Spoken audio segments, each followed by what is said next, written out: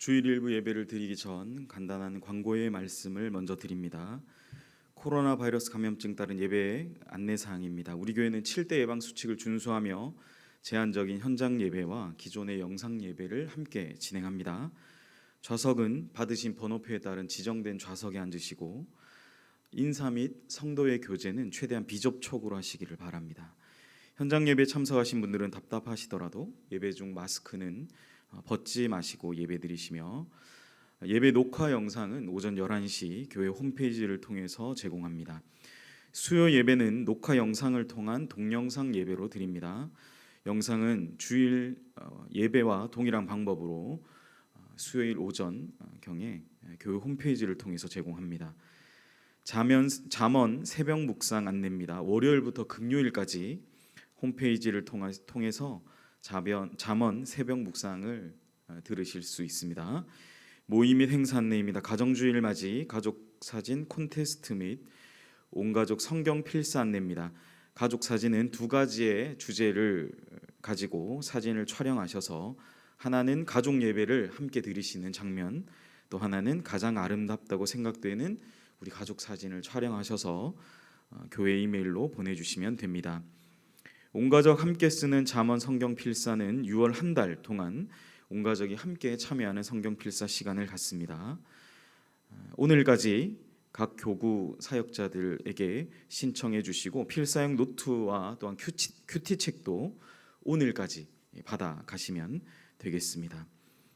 벌써 이번 한 주 지났는데 이렇게 필사를 다 하신 분들이 이제 한 분씩 나타나고 있습니다. 필사하신 필사본은 교회로 제출해 주시면 확인 후에 다시 돌려드리도록 하겠습니다. 다 같이 자리에서 일어나셔서 묵도하심으로 주일 일부 예배를 하나님께 드리시겠습니다.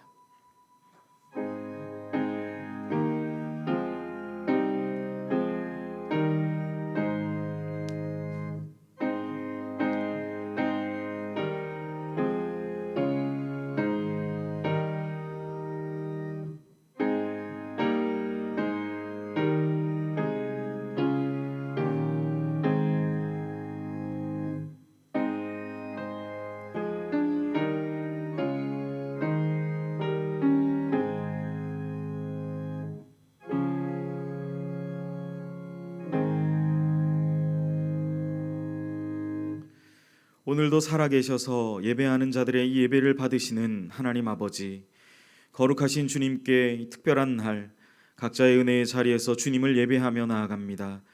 들려주시는 말씀을 통하여 한 주간 살아갈 힘을 주시고 주를 찬송함 가운데 예비하신 은혜를 부어 주시옵소서. 주님을 모시고 살아온 지난 시간들을 돌아보며 하나님을 더욱 사랑하며 나아가는 새로운 한 주간이 되게 하소서. 지난 주간 지었던 모든 죄와 허물도 용서하여 주시고 오늘 들려주시는 은혜로 한 주간 살아가게 하시옵소서. 이 모든 말씀 예수님의 이름으로 기원하옵나이다.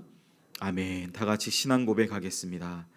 전능하사 천지를 만드신 하나님 아버지를 내가 믿사오며 그 외아들 우리 주 예수 그리스도를 믿사오니 이는 성령으로 잉태하사 동정녀 마리아에게 나시고 본디오 빌라도에게 고난을 받으사 십자가에 못 박혀 죽으시고 장사한 지 사흘 만에 죽은 자 가운데서 다시 살아나시며 하늘에 오르사 전능하신 하나님 우편에 앉아 계시다가 저리로서 산자와 죽은 자를 심판하러 오시리라.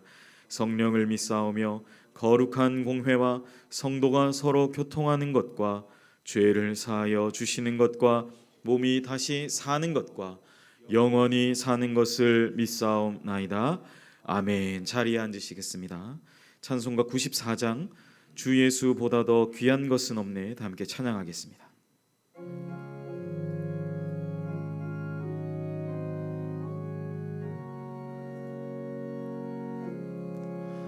주 예수보다 더 귀한 것은 없네. 이 세상 무기와 바꿀 수 없네. 영죽은 내 대신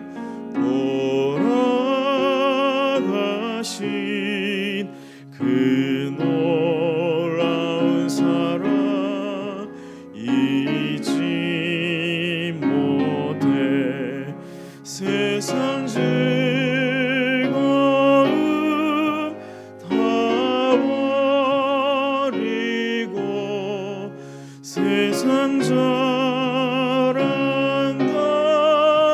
버렸네.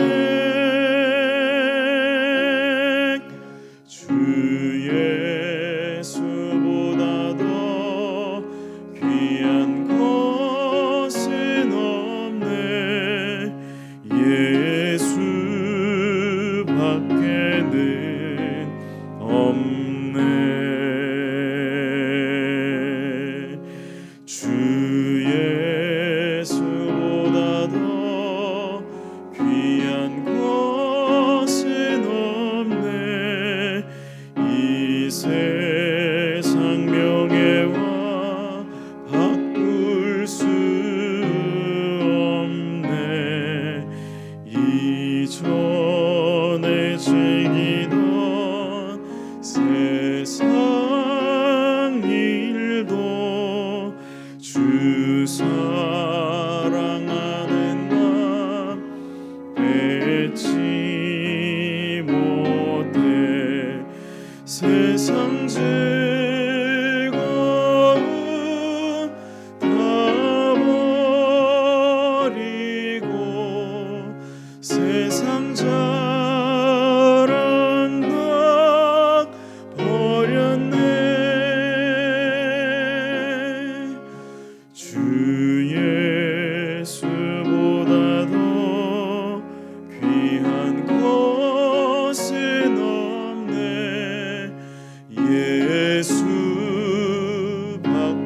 예수밖에는 없네. 주 예수보다 더 귀한 것은 없네. 이 세상 행복과 바꿀 수 없네. 유혹과 핍박이 몰려와도 주 섬기는 내 맘 변치 않아. 세상 즐거움 다 버리고 세상 자랑 다 버렸네. 주 예수보다 더 귀한 것은 없네.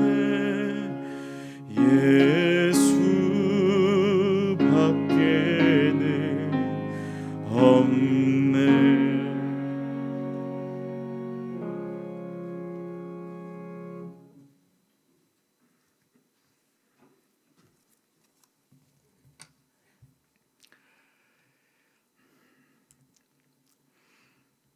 죄악으로 오염되고 썩어져가는 세상을 성령으로 새롭게 창조하시는 하나님 아버지, 흠많은 속된 죄인을 예수 그리스도의 보혈로 거룩하게 씻어주신 은혜를 감사드립니다. 질그릇 같은 초라한 심령이 거룩한 성령께서 임재하여 주시고 새로운 생명으로 거듭나게 하신 은혜를 찬양드립니다. 이 예배를 통하여 예수 그리스도의 발자취를 따라 귀하게 성화되는 역사가 넘치게 하옵소서.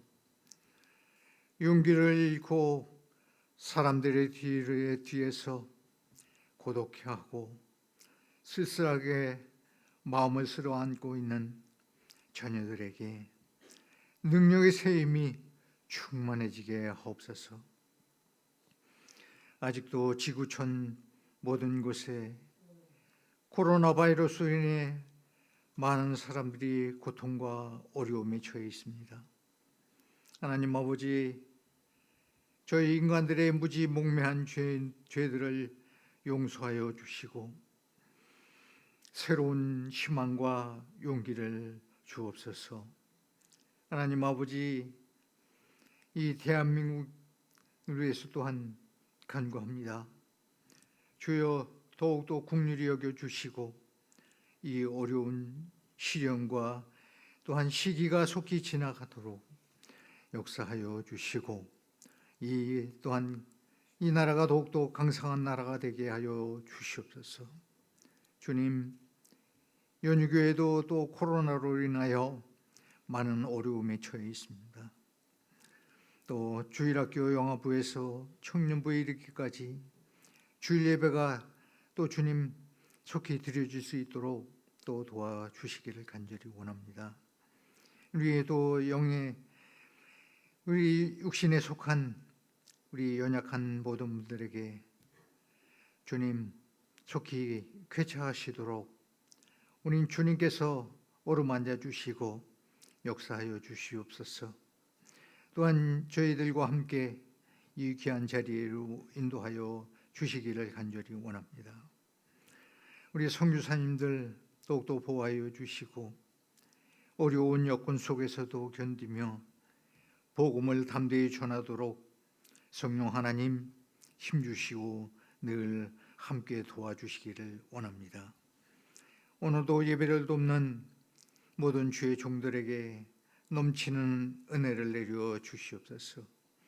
말씀을 전하여 주시는 안일선 목사님 늘 성령께서 함께 하셔서 능력의 말씀으로 성도들이 아멘으로 화답하는 우리 모두가 되게 하옵소서. 또한 이제 영상으로 드리는 가정 예배에도 함께 하여 주셔서 또 큰 은혜 받는 모든 가정들 되도록 늘 도와 주옵소서. 담임 목사님 청빙을 위해 또 당회원들과 늘 함께 하여 주시고 또한 온 교들도 더욱더 함께 기도하는 우리 모두가 되게 인도하여 주옵소서. 이 모든 말씀을 예수님의 이름으로 기도함을 드리옵나이다. 아멘.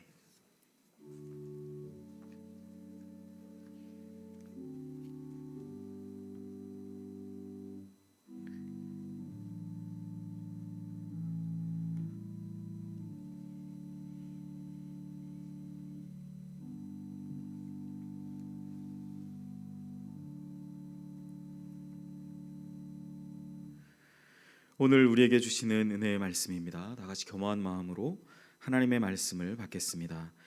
하나님의 말씀은 신약 성경 로마서 5장 12절에서 19절 말씀입니다. 신약 성경 245면에 있습니다. 하나님의 말씀 로마서 5장 12절부터 19절까지의 말씀 제가 대신하여 봉독합니다.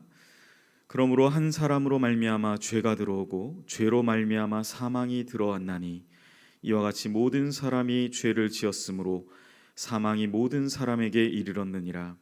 죄가 율법 있기 전에도 세상에 있었으나 율법이 없었을 때에는 죄를 죄로 여기지 아니하였느니라. 그러나 아담으로부터 모세까지 아담의 범죄와 같은 죄를 짓지 아니한 자들까지도 사망이 왕노릇하였나니 아담은 오실 자의 모형이라. 그러나 이 은사는 그 범죄와 같지 아니하니 곧 한 사람의 범죄를 인하여 많은 사람이 죽었은즉 더욱 하나님의 은혜와 또한 한 사람 예수 그리스도의 은혜로 말미암은 선물은 많은 사람에게 넘쳤느니라. 또 이 선물은 범죄한 한 사람으로 말미암은 것과 같지 아니하니 심판은 한 사람으로 말미암아 정죄에 이르렀으나 은사는 많은 범죄로 말미암아 의롭다 하심에 이름이라. 한 사람의 범죄로 말미암아 사망이 그 한 사람을 통하여 왕노릇하였은즉 더욱 은혜와 의의 선물을 넘치게 받는 자들은 한 분 예수 그리스도를 통하여 생명 안에서 왕노릇하리로다. 그런즉 한 범죄로 많은 사람이 정죄에 이른 것 같이 한 의로운 행위로 말미암아 많은 사람이 의롭다 하심을 받아 생명에 이르렀느니라. 한 사람이 순종하지 아니함으로 많은 사람이 죄인 된 것 같이 한 사람이 순종하심으로 많은 사람이 의인이 되리라. 아멘. 안인선 목사님 나오셔서 한 사람 그리고 나는 이라는 제목으로 은혜의 말씀 전해 주시겠습니다.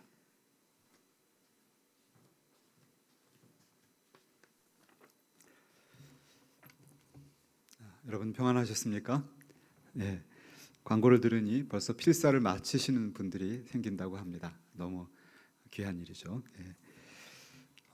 늘 우리 모든 성도들 하나님의 은혜 가운데 어려울수록 또 하나님 바라보시고 또 소망 가운데 영육간에 강건하시기를 예수의 이름으로 축원합니다.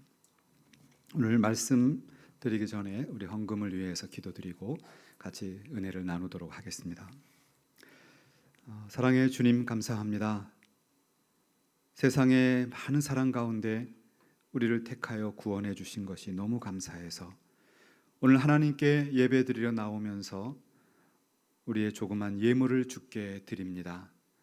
혹은 예배 처소에 나올 수는 없으나 각자의 곳에서 또 온라인으로 하나님께 예물을 드립니다.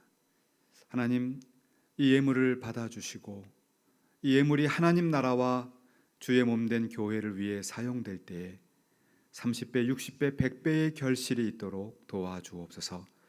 이런저런 감사의 제목들 또 이런저런 목적의 헌금으로 드린 손길들이 오니 기억하사 이 헌금이 그 목적을 위해 귀하게 사용되도록 축복해 주시옵소서. 10의 1을 구별하여 드린 손길들이 있사오니 그 가정과 그 사업에 축복하사 더욱더 하나님의 나라를 위해서 헌신할 수 있는 기회와 여건을 주시고 이 어려움 가운데도 그 사업이 날로 번창할 수 있도록 주께서 인도해 주시옵소서. 하나님, 이 시간에 말씀을 묵상하며 은혜를 나누기를 원합니다. 주의 성령께서 말씀과 더불어 역사하셔서 우리에게 가르쳐 주시고 지치고 상하고 그리고 어려움 가운데 있는 우리 심령에 은혜의 단비를 부어 주시옵소서. 말씀을 증거하는 사람의 인간적인 연약한 모습들은 오로지 십자가 뒤에 감추어 주시고 주님의 도구로만 사용하여 주시옵소서. 예수님의 이름으로 기도하옵나이다. 아멘.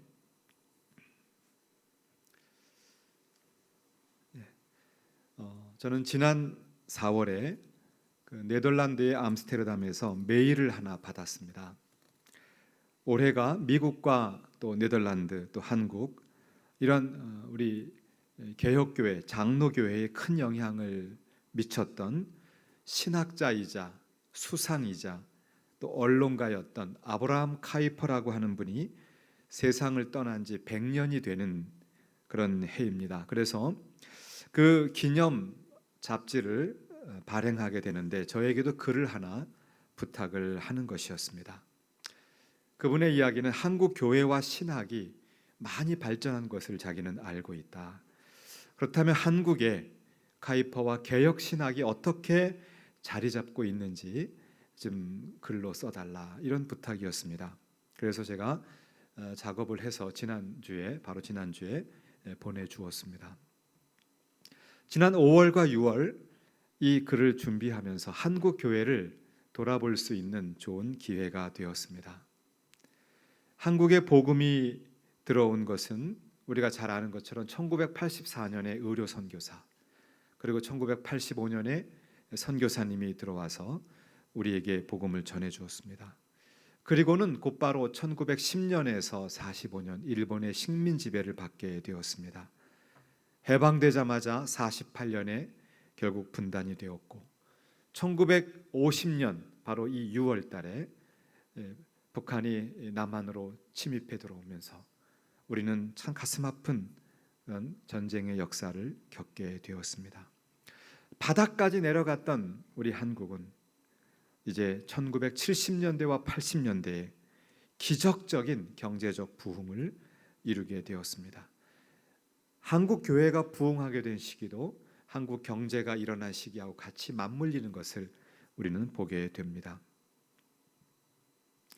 그런데 한국 교회는 수적인 면에서는 많이 성장해 갔지만 당시 한국 사회가 겪고 있었던 그런 사회 구조적인 문제들에 대해서는 성경적이고 체계적인 대안을 제시할 수 있을 정도로 성숙하지는 못했습니다. 그래서 1980년대부터 한국 사회에 민주화 운동이 일어나게 되고 급격한 사회 변화를 겪게 되었는데 이때 급속한 산업화의 이면에 많은 어두운 그림자들이 있었던 것이 사실이었고, 그래서 많은 사회 곳곳에 사회적 요구들이 본물처럼 쏟아져 나온 것이 1990년, 2000년대 이후에 한국 사회의 현실입니다. 그 과정에서 전통적인 그런 한국인들이 갖고 있었던 아름다운 미덕, 이런 사고방식들이 급격하게 바뀌게 됩니다. 그러면서 금전만능주의, 이것이 한국 사회를 지배하게 되었습니다.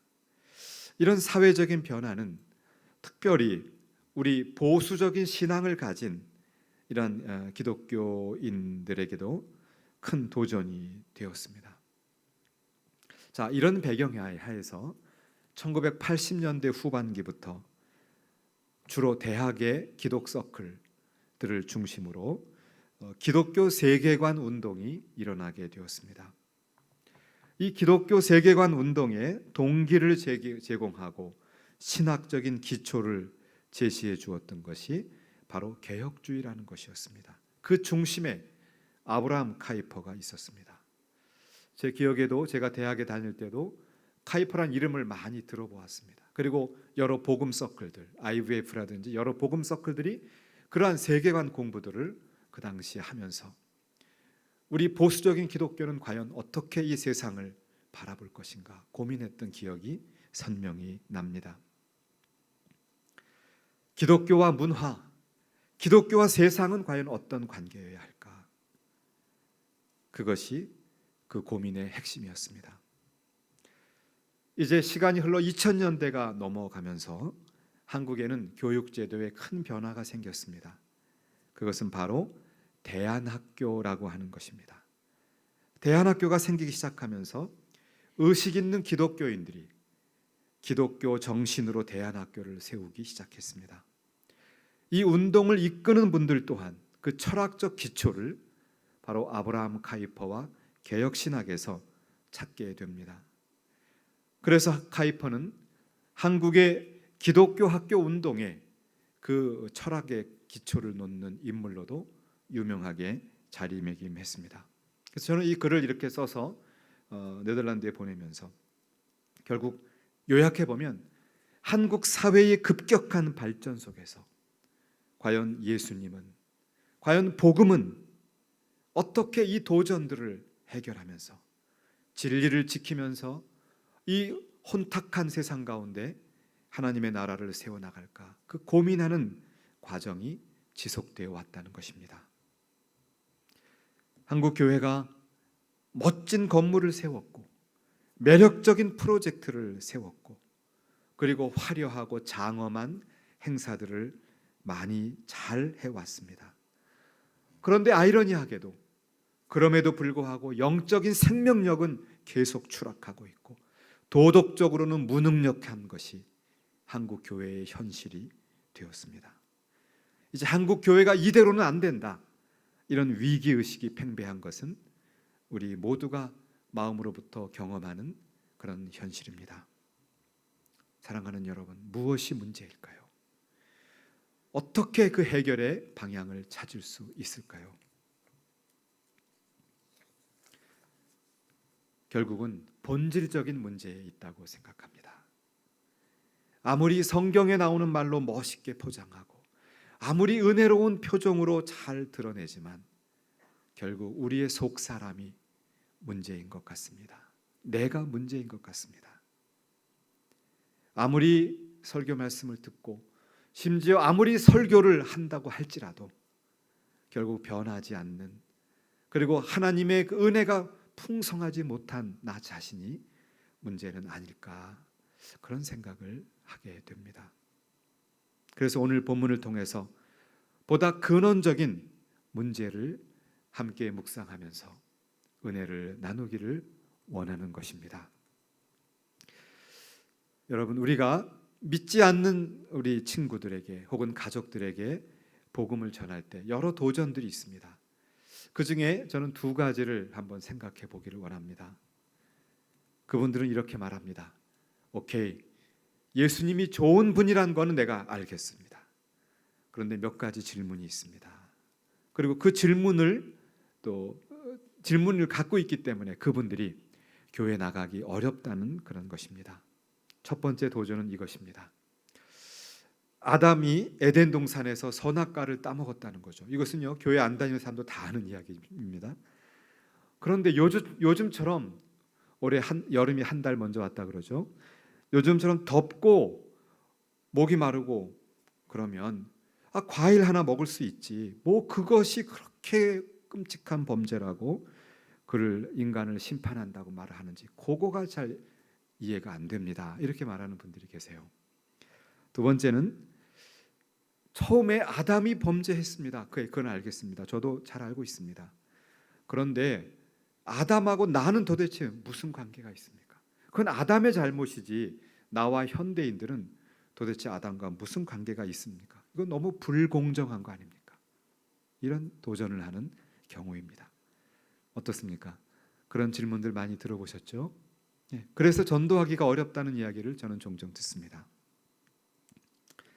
결국 이런 질문들에 대해서는 이 질문이 갖고 있는 그 중요한 그 속에 있는 내용은 인간은 누구인가?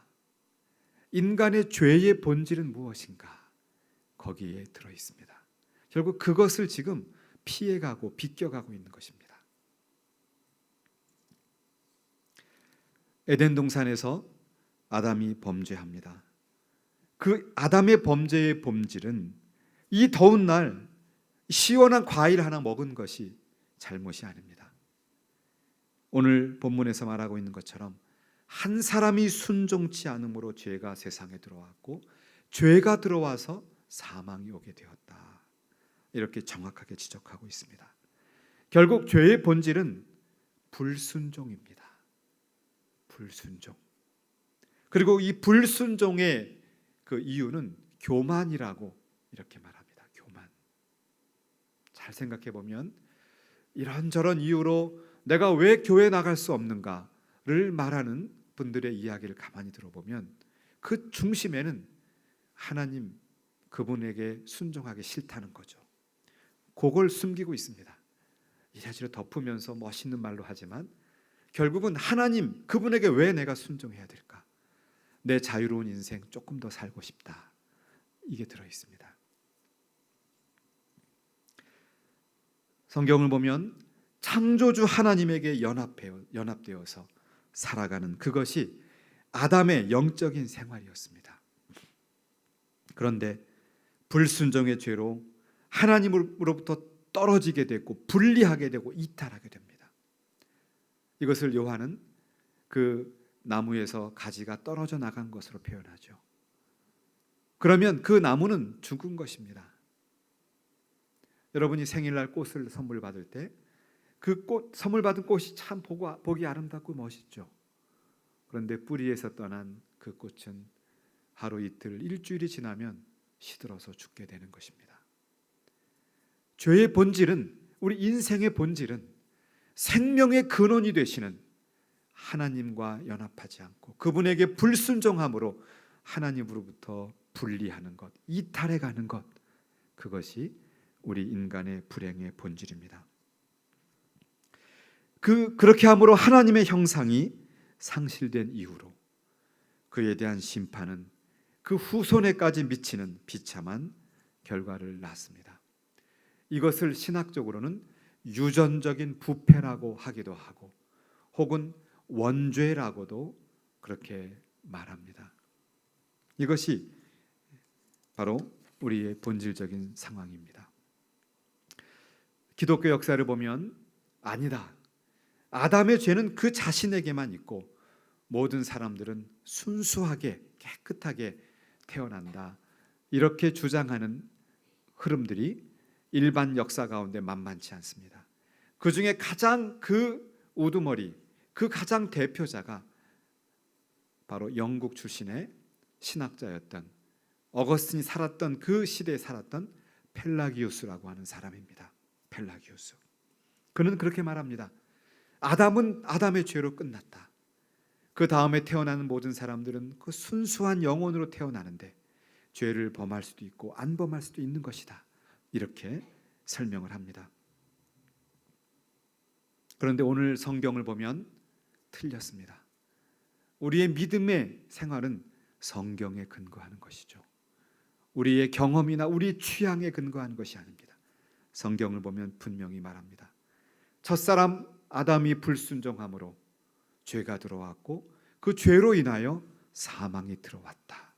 명확하게 말씀하고 있습니다. 다윗도 얘기합니다. 내가 죄악 중에 출생했다. 모친이 죄 중에 나를 잉태했다. 이렇게 말하면서 비록 나는 이런 죄악의 씨를 갖고 있지만 하나님의 은총이 나에게 주어졌다. 이렇게 찬양하고 있습니다.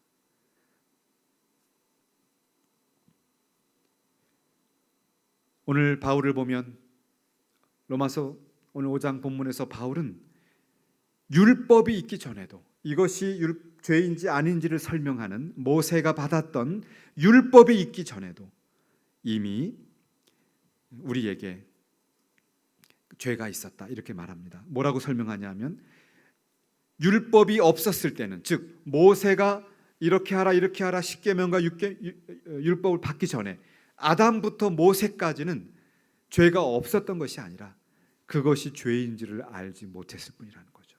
죄는 여전히 왕노릇하고 있었다. 이렇게 가르쳐주고 있습니다. 그런데 여기에서 끝난다면 참 새드 엔딩이죠. 절망적입니다. 그런데 여기에서 한 가지 희망, 놀라운 대반전이 일어나게 되는 것입니다. 한 사람 아담과 또 한 사람을 대조하고 있습니다.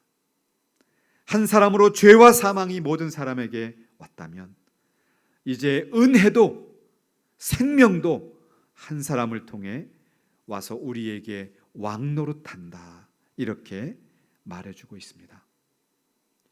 그래서 우리 주 예수 그리스도로 말미암아 영생에 이르게 되었다. 이렇게 설명하고 있습니다. 그래서 한 사람 아담으로 인해서 우리의 의와 생명 이 두 가지가 다 상실되었습니다.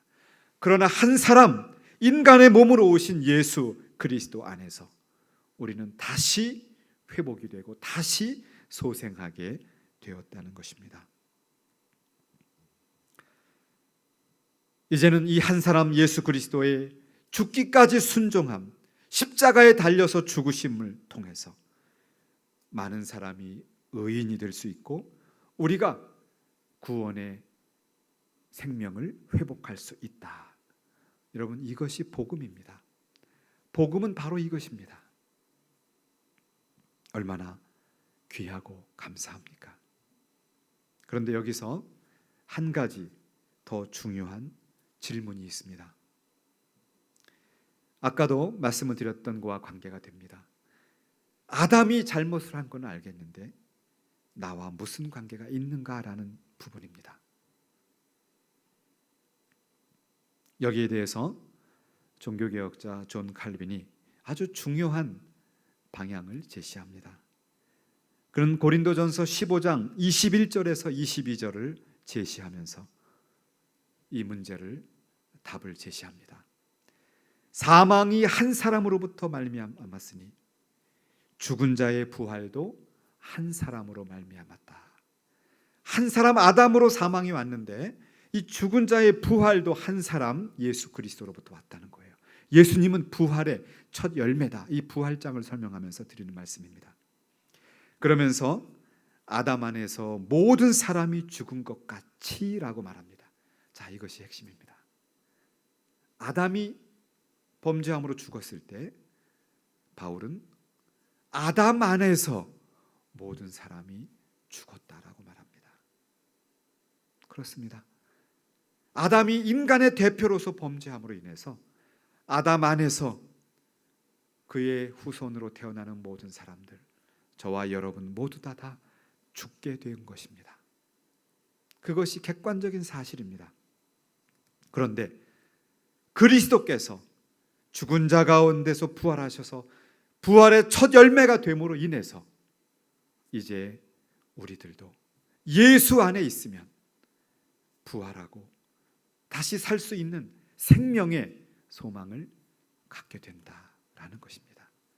이것이 아담과 우리와의 관계입니다. 이것이 예수와 우리와의 관계입니다. 우리는 아담 안에서 죽었지만 예수 안에서 살아나게 됩니다. 그런데 아담 안에서 죽었다고 할 때에 그것은 우리의 본성도 같이 죽었다는 것을 우리가 기억해야 합니다. 우리는 본질상 진노의 자녀가 되었어요. 그래서 바울은 헬라인이나 유대인이나 다 죄 아래 있다. 다 죄 아래 태어난 것이다. 의인은 없나니 하나도 없느니라. 이것이 인간의 운명입니다.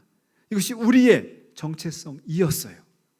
그런데 한 사람으로 인해서 다른 대반전이 일어나게 된 것이죠. 자, 여기에 대해서 우리 장로교회의 신학을 뿌리놓았던 칼빈이 그의 기독교 강요에서 이 상황을 설명하는 아주 선명한 표현이 있어서 여러분에게 소개합니다. 그는 이렇게 말합니다. 인간이 마치 홍수에 휩쓸려 가는 것처럼. 자, 이제 곧 장마철이죠. 장마철에 막 집중호우가 오면 바로 이 앞에 한강에 물이 범람합니다. 그 물의 색깔을 보신 적이 있습니까? 도대체 물이라고 할 수 없는 아주 그런 시뻘건 물이 막 흘러내려갑니다. 그런 것처럼 이 인간이 그런 홍수에 지금 휩쓸려 내려가는 것처럼 머리부터 발끝까지 타락되어 있다. 어느 부분도 죄에 물든지 않은 곳은 없다. 그것이 우리의 원래 모습이었다는 것입니다. 그래서 사람에게서 나오는 모든 것이 감염되어 있었다. 바울이 말한 대로 육신과 관계된 생각은 모두 하나님과 원수요, 따라서 사망에 이르게 되는 것입니다. 이렇게 우리의 상태를 설명하고 있습니다. 여러분, 요새 뉴스를 가만히 보십시오. 참 너무나도 당황스럽고 너무나도 황당하고 끔찍한 일들이 뉴스에 많이 나오죠. 우리 마음에 그런 생각을 합니다. 야, 세상이 많이 타락했구나. 세상이 이렇게 많이 어두워졌구나. 옛날에는 안 그랬는데 왜 그럴까? 여러분, 옛날에는 안 그랬을까요? 지금은 그것이 알려졌을 뿐입니다. 지금은 그런 것이 우리나라 특히 얼마나 인터넷과 이 뉴스가 아주 쏟아져 나옵니까? 그것이 알려져 있고 드러나 있을 뿐이지 예나 지금이나 인간은 그런 존재입니다. 예나 지금이나 인간은 인간의 그 쓴 뿌리가 드러나게 되면 어느 누구도 예외 없이 그러한 존재가 되는 것입니다. 여러분, 요즘이 더 악해진 것이 아니에요. 아담 이후로 모든 사람들은 그렇게 살아왔습니다. 그래서 죽게 된 것이 우리의 운명이었다는 말입니다. 자, 여기까지면 정말 얼마나 안타까운 일이겠습니까? 낙심이 되고 절망이 되죠. 그런데 바로 그 해결책이 성경은 해결책을 제시해주고 있는 것입니다. 한 사람 예수께서 그렇게 죽어가는 우리를 바라보고 너무너무 견딜 수 없는 그런 컴패션, 그러한 뜨거운 사랑을 가지고 이제 직접 이 홍수에 떠내려가는 인간들을 위해서 물속으로 뛰어들어 오신 것입니다. 이것이 성육신입니다. 인간의 몸으로 오셨습니다. 그리고는 그 인간에게 모욕과 멸시와 그리고 온갖 조롱을 당하면서 끝까지 인내하면서 십자가 위에서 물과 피를 쏟아내어 죽기까지 순종하셨습니다. 여기서 오늘 본문에서 말하는 한 사람의 순종이라고 하는 것은 그냥 부모님 말씀 잘 듣고 그냥 착한 일하는 그 순종의 정도가 아니에요. 이 순종이라고 하는 것의 그 절정은 십자가의 죽으심입니다. 십자가입니다. 십자가의 죽기까지 순종함으로 범죄한 인간이 받을 수 있는 그 극한의 형벌을 온몸으로 받아내시고 그렇게 함으로 다시 부활하셔서 우리의 생명을 주신 소망의 주님이 되신 줄로 믿습니다.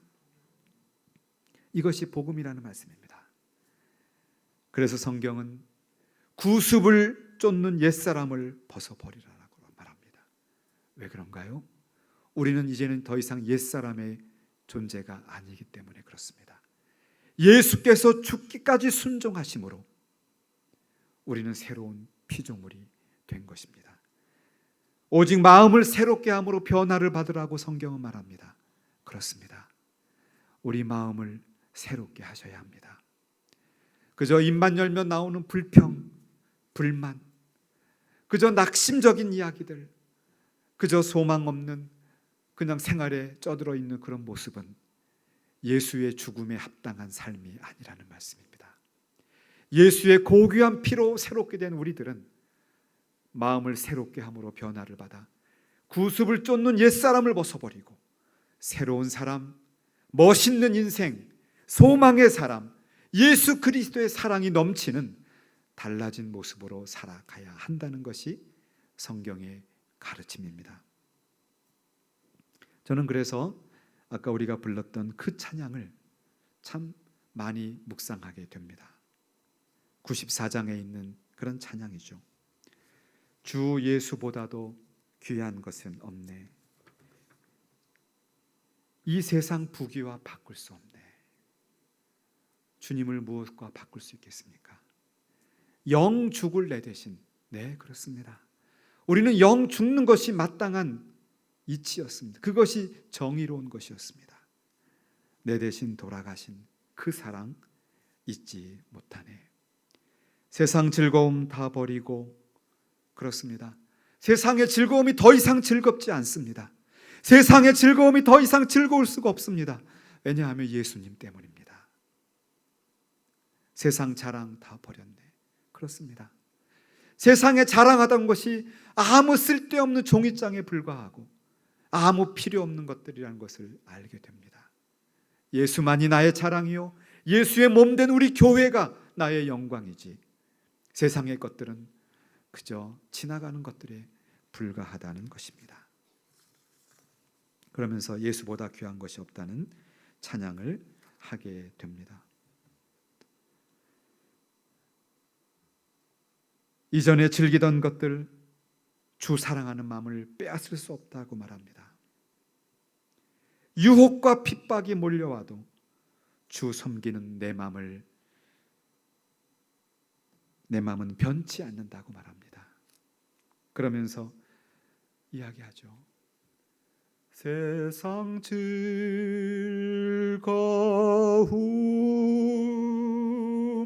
다 버리고 세상 자랑 다 버렸네. 주 예수보다도 귀한 것은 없네. 예수 밖에는 없네. 이 찬양의 가사처럼 이제는 예수 믿는 사람답게 우리 속사람부터 시작해서 우리 삶을 바꾸어 가보십시다. 그것이 한국교회의 소망입니다. 그것이 우리 인생의 놀라운 대반전입니다. 세상이 어두울수록 코로나로 인해서 여러 도전과 시험과 고난이 찾아온다 할지라도 세상과 바꿀 수 없는, 넘어질 수 없는 예수 그리스도, 그분을 믿고 따르시는 복된 성도들이 되시기를 축원합니다. 이제 말씀을 정리하겠습니다.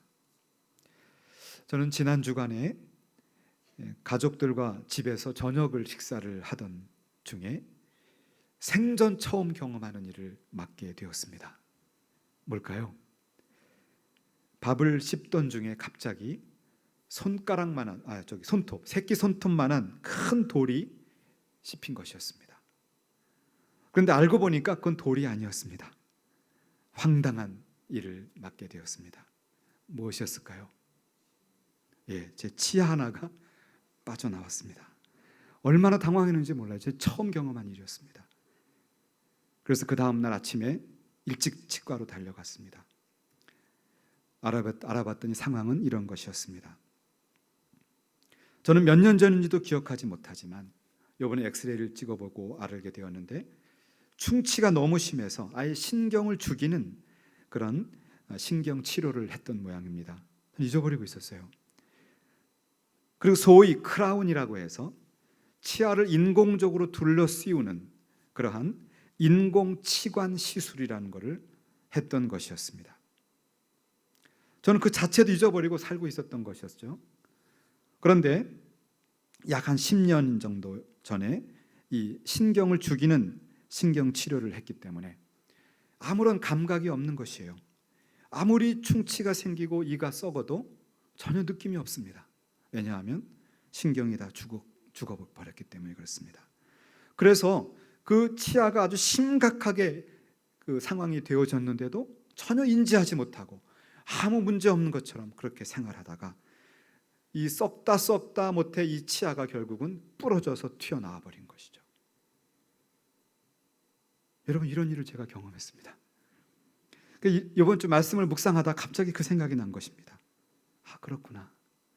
아담의 첫사람 한 사람 아담의 범죄함으로 우리 안에 죄가 들어오고 죄의 열매는 사망인데, 그래서 우리는 그렇게 신경치료한 치아처럼 기능을 발휘할 수 없는 그런 하나님의 형상이 완전히 문드러진 그런 존재가 되었는데, 그럼에도 불구하고 아무런 변화가 없다고 해서, 아무런 증상이 없다고 해서 이가 썩고 충치가 깊어지는 것도 모르고 그냥 즐겁고 해피하게 살아가다가 어느 날 갑자기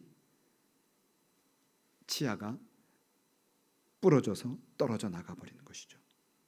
우리 인간도 그런 존재입니다. 죄가 죄인지도 모르고 우리 속에 우리 영혼이 썩어 문드러지는지도 모르고 즐겁다, 해피하다 이렇게 살아가다 보면 결국 우리는 튕겨서 던져져 버리는 것입니다. 그렇게 되는 것이 우리 인생이었어요. 그런데 한 사람, 예수께서 그러한 우리의 운명을 자신의 온 몸으로 감당하면서 우리의 두려움을 자신이 받으셔서 우리의 즐거움으로 주시고, 우리의 눈물을 스스로 받으셔서 우리의 영원한 행복으로 바꾸어 주시고, 우리의 아픔과 우리의 고통을 스스로 받으셔서 이제는 우리에게 영원한 복락을 주시는 우리의 구세주가 되신 것입니다. 이 예수 그리스도, 이제 그분을 우리가 바라보며 사셔야 되지 않겠습니까? 이제는 예수님을 기쁘게 하는 삶, 예수님을 영화롭게 하는 삶, 내가 걸어가고 내가 말하고 내가 생활할 때마다 예수의 향기가 나고 예수의 영광과 예수의 그런 모습이 드러나는 그러한 멋있는 삶을 살아보지 않으시겠습니까? 그 결단은 우리에게 달려 있습니다. 한국 교회가 어떻다 저떻다 말할 것도 없습니다. 나부터 변화된 모습, 새로운 삶을 살아가게 되면 그것이 우리의 소망이요, 한국 교회의 소망이 될 줄로 믿습니다. 기도하시겠습니다. 하나님 감사합니다. 오늘 로마서 말씀을 통해서 한 사람의 범죄함으로 이 땅에 죄가 들어왔고 그 죄의 열매가 사망인 것을 다시 점검해 보았습니다. 그런데 우리는 마치 신경치료를 한 치아처럼 아무런 것이 드러나지 않는다고, 아무 것이 느껴지지 않는다고 우리의 썩어 문드러진 그 영혼을 방치한 채로 그저 눈에 보이는 것만 바라보고 달려가고 살아가다가 어느 날 갑자기 툭 떨어져서 버려질 운명인 것도 알지 못하고 있었습니다. 그런데 이러한 우리의 운명을 바꾸어놓는 놀라운 역사는 한 사람 예수 그리스도의 순종하심입니다. 그분의 순종은 그저 부모의 말씀을 잘 듣고 순종하는 그 정도가 아니라 죽기까지 우리의 모든 죄와 죄의 결과를 짊어지시고 십자가에 죽으시고 부활의 첫 열매가 되셔서 우리에게 영원한 천국의 소망을 주신 놀라운 그 주님이십니다. 이제는 이 주님을 마음에 모시고 주님이 기뻐하시는 삶, 주님이 원하시는 삶, 주님을 증거하는 삶, 주님의 향기가 가득한 아름다운 멋진 성도의 삶을 살기로 다짐합니다. 주님 도와주시고 용기를 주시고 이 코로나로 어렵고 그리고 매우 고통스러운 상황 가운데도 하나님의 메신저가 되어서 주님을 영화롭게 하는 자들 되도록 축복해 주옵소서. 예수님의 이름으로 기도하옵나이다. 아멘.